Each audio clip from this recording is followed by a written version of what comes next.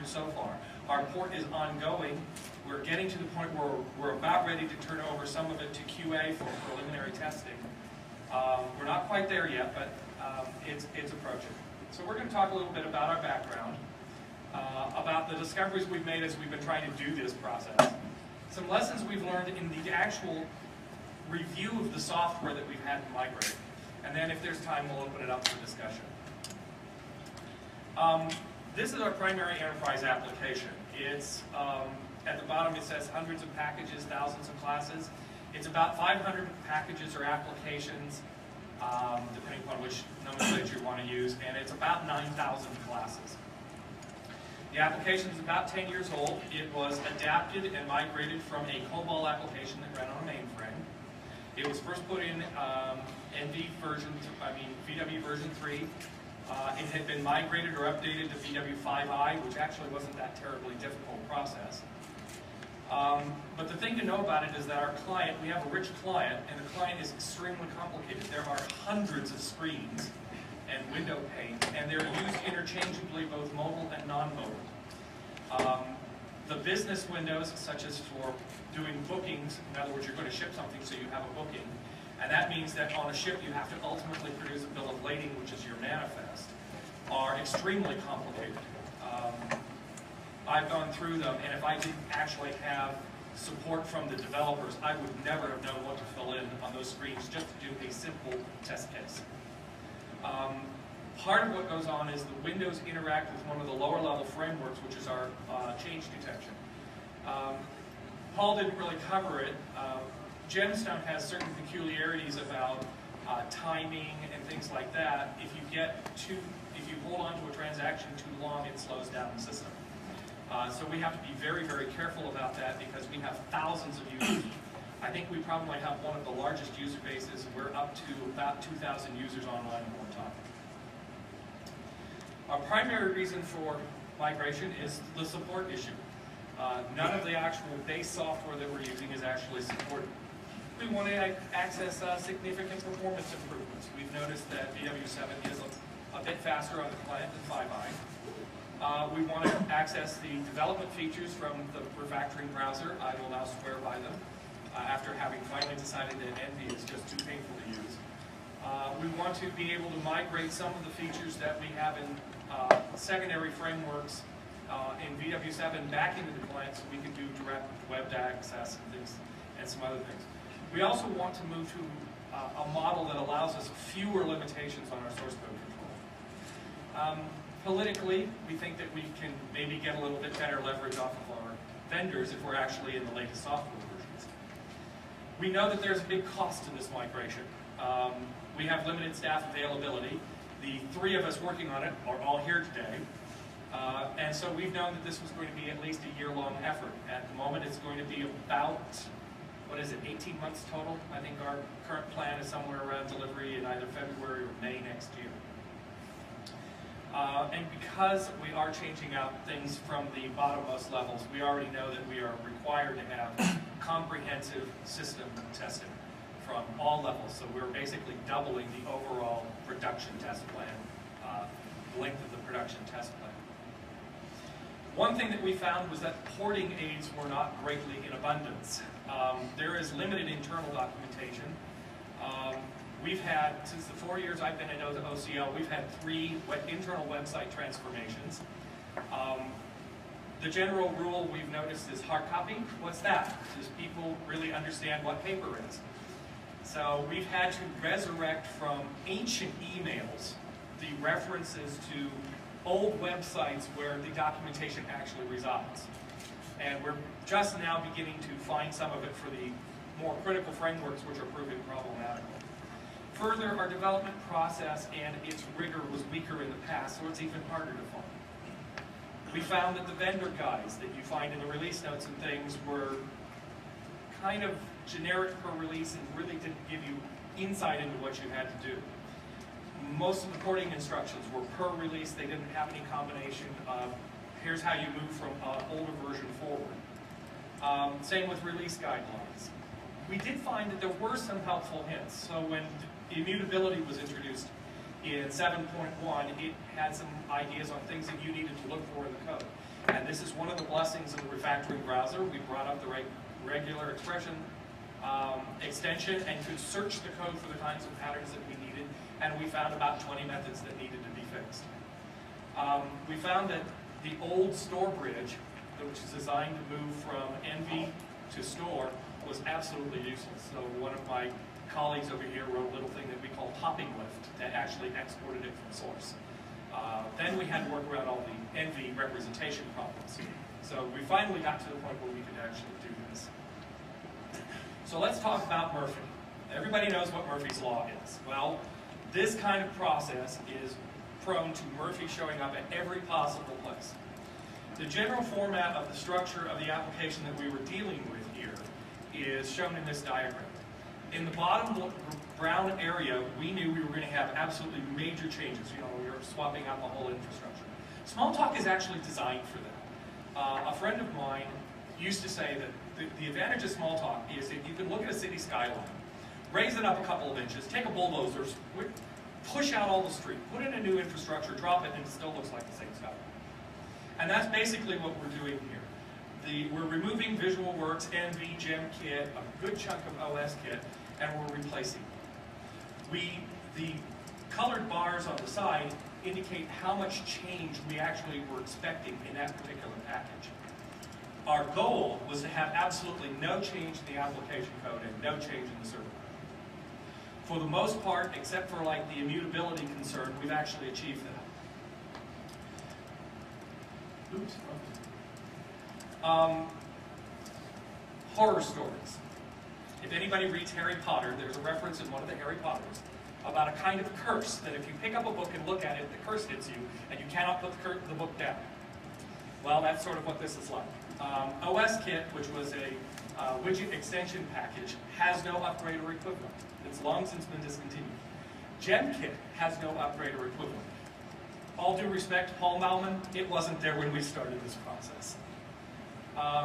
We knew, furthermore, that the GemKit data model, how it represented classes and things, was inadequate and it was easily broken. Try doing a rename sometime. NV, most emphatically, is not store.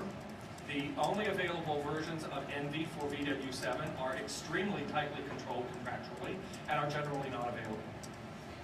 The store bridge was too limited. It wasn't extensible. We had to scrap it right around. And furthermore, we decided, in looking at it process-wise, from management, team leads, and developers, that we wanted to break with NV practices.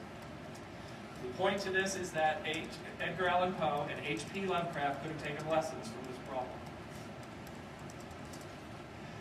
Okay, Murphy's untimely involvement. We had signs throughout all of our software that Murphy had been involved in its development. We found when we tried to port OSKit that the Win98 look and feel was incompatible with the VisualWorks one and tended to break everything.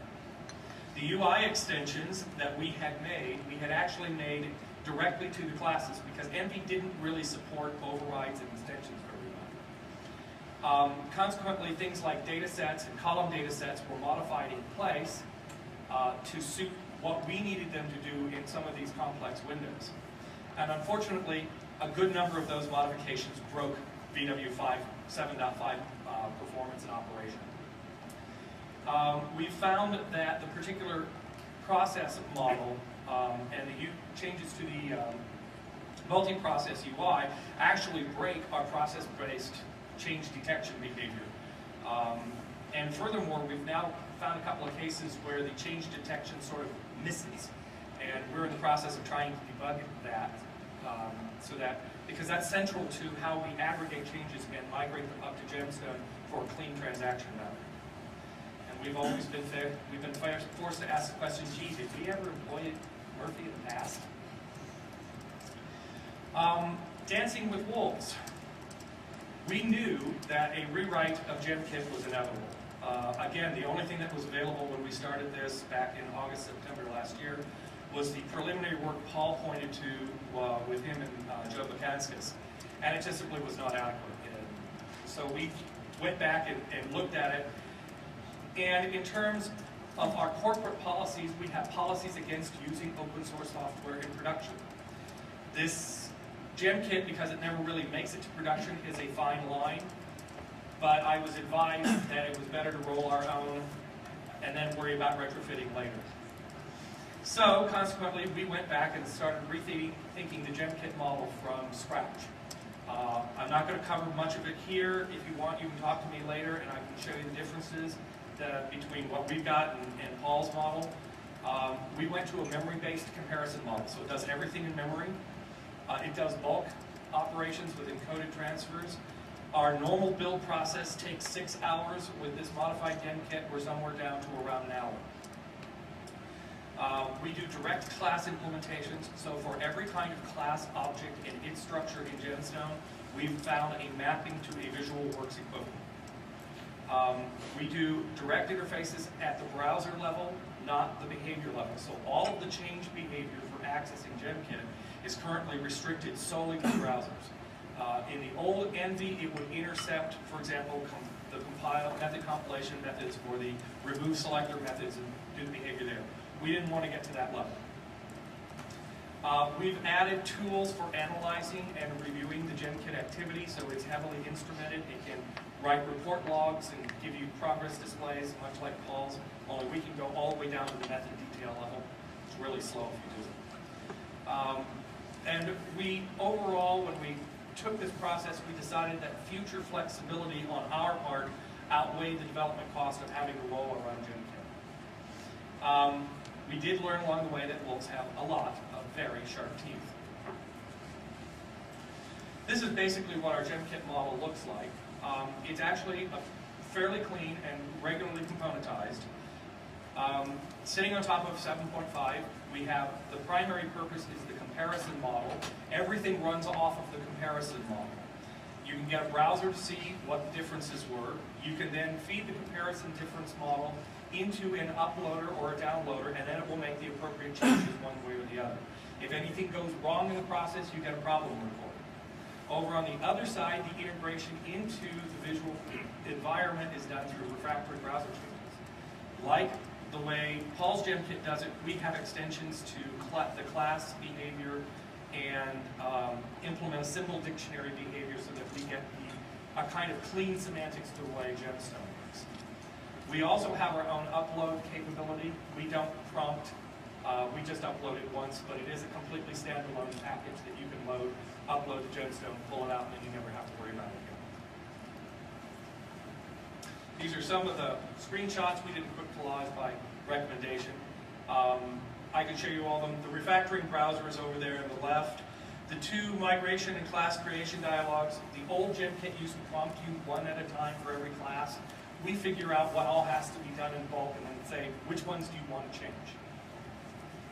Some of the other things, we do hierarchical displays for like our problem browsers, our difference browsers, so that you can actually look through them. It is a clean hierarchical model, so it will break down from package to class to behavior to method. Lastly, Murphy has an iron giant.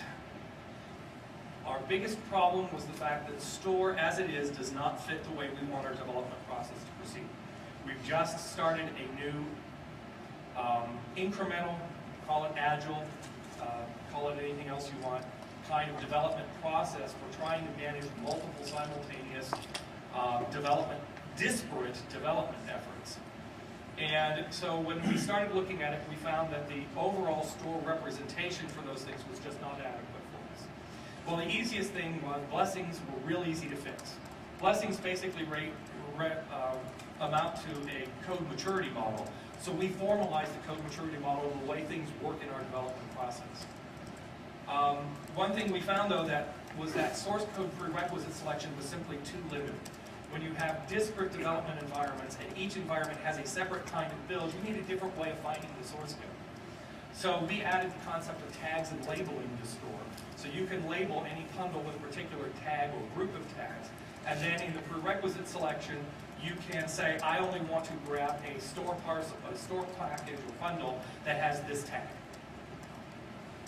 We found that the way the user and group model went confused too much about groups, permissions, and privileges. So we refactored that.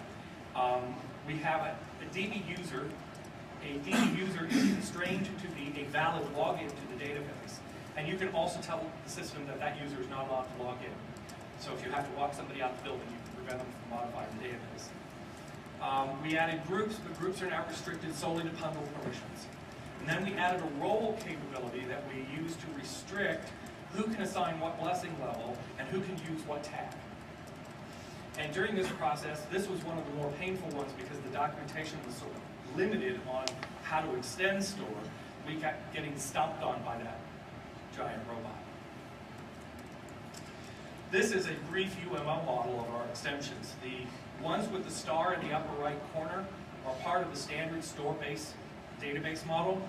All the rest of the things were the things added to implement the capabilities I just talked about. I'll be happy to show you the blow-up of this. It's unreadable at this level. This is some of the modifications we made to the various windows. The 4 windows on the left are basically the equivalent of the store existing user permissions and group and bundle permissions. It's just each of the panes was simply reworked to do things the way we do things. So you have users, groups, and then you have roles. And the bottom one is bundle permissions. The only difference between bundles and packages is that pull-down list right above the right-hand push button. From the center down toward the bottom right, those are the tag and label assignment dialogues. They look pretty much like the permission dialogues, but they allow you to interrogate any version and see what values or what tags are assigned to it. I haven't quite applied the permissions controls to it, so you can't remove tags to which you don't have permission. The others are just some of the others. The far top right is an example of what the prerequisite selection dialog now looks like. In the original store, it's just a couple of options, checkboxes, and pull down. This is now actually a user extensible list. So you construct it how you want the individual selection to work, and then it acts as a rule-based evaluation.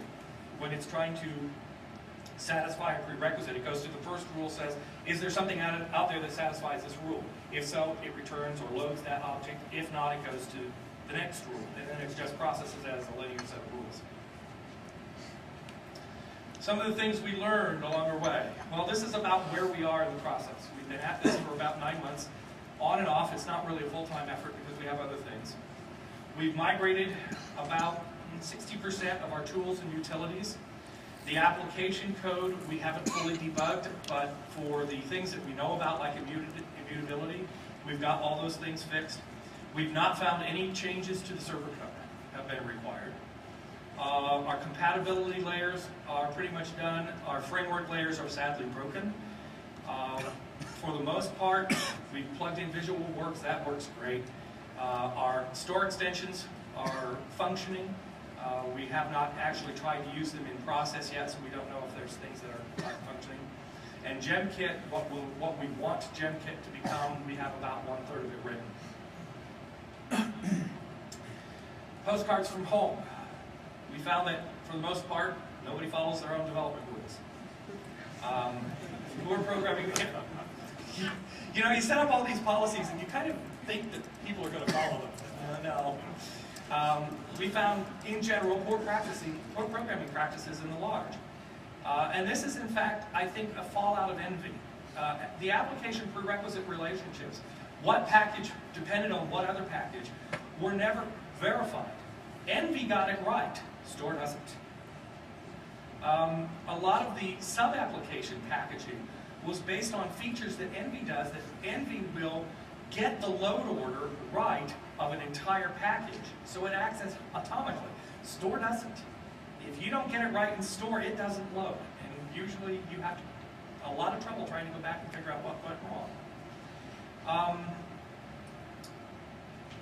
And that was probably our single biggest reason for having to write topping lift, was to go back and have the program analyze and compute what the prerequisites were, so we could get them on the way out. My colleague's talk on Saturday will discuss the logic evaluator that he wrote specifically for us to evaluate the prerequisite conditions. We have a lot of recommendations in our frameworks for how they're supposed to be used. We have policies that are supposed to be used and implemented. They weren't. You know, we went in and edited system code directly because that's what Envy, about all that Envy really supported. And it's biting us as we're moving to VW7. We didn't subclass. I mean, there's a simple technique of subclassing and then overriding the new method to give you the subclass instead. But we didn't use that, so that's contributing to our modifications on it. And a lot of cases we published, use the frameworks this way, and those guidelines just weren't followed. So when we have to modify the framework, people are using the wrong method, so now their code breaks. Postcard from vendors. Well, let's be honest, Visual Works isn't necessarily what you want. A lot of the code that we've had to deal with is of limited flexibility and extensibility. I realize that much of it is old and historical implementations. Store that didn't originate with Cincom, Store originated with Anderson Consulting. But the reality is, it was difficult to work with. It was difficult to extend. There was no documentation, and what documentation was there was really rather unhelpful. The GemKit data model from the original GemKit was arcane. There was no direct model of the gemstone class types, and that has caused so much problem in the export, trying to get things to reconcile with a GemKit that's trying to accurately model what's really happening in gemstone. We found that the definition methods that we ultimately, in a couple of cases, must rely on were easily out of sync with what was reality. And GemKit as a whole for Envy was never retrofit from the early 2.x versions to the VW3 versions to the VW5i versions. Let's face it, novices don't do things like they used to do in Envy. And postcards from, sorry, can't print that word. Murphy is a most unwelcome visitor. We knew he was going to show up. Basic rule of engineering. Anything that can go wrong will go wrong, and it will do it in the worst possible way. Even armed guards at the doors couldn't keep him out. What's worse is we think he's multiplied and we're fighting his project too. So we found that Murphy and his children stomp around quite loudly in spiked boots. They have bigger class libraries than Jim Robertson. They seem impervious to all forms of bulletproofing. And you are always left with a mess to clean up. Porting has not been easy. We think we have actually crossed the curve where we have a version of the client and the database that function. And we're about ready to turn it over to core testing to the QA people, but that'll be a couple of weeks yet. But it's been a long and hard 9 months. That is our report. Any questions?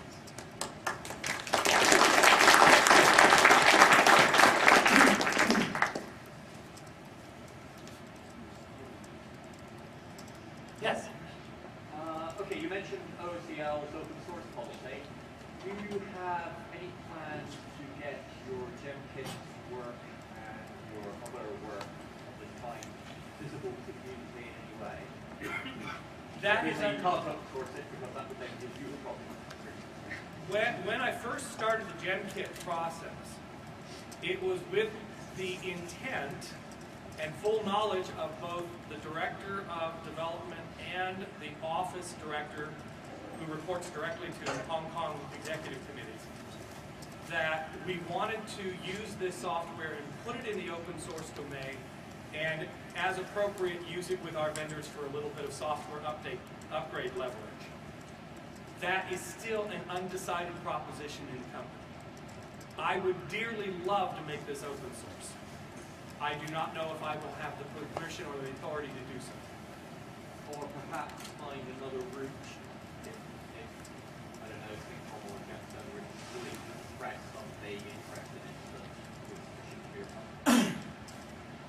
Well, our intent was to work with Gemstone on it. But like I said, that's still up in the air. That's a decision that's open at the corporate management policy level. They don't know what they want to do. But our architect, our principal architect, and my manager are open to the idea. It's not clear that Hong Kong is open to the idea.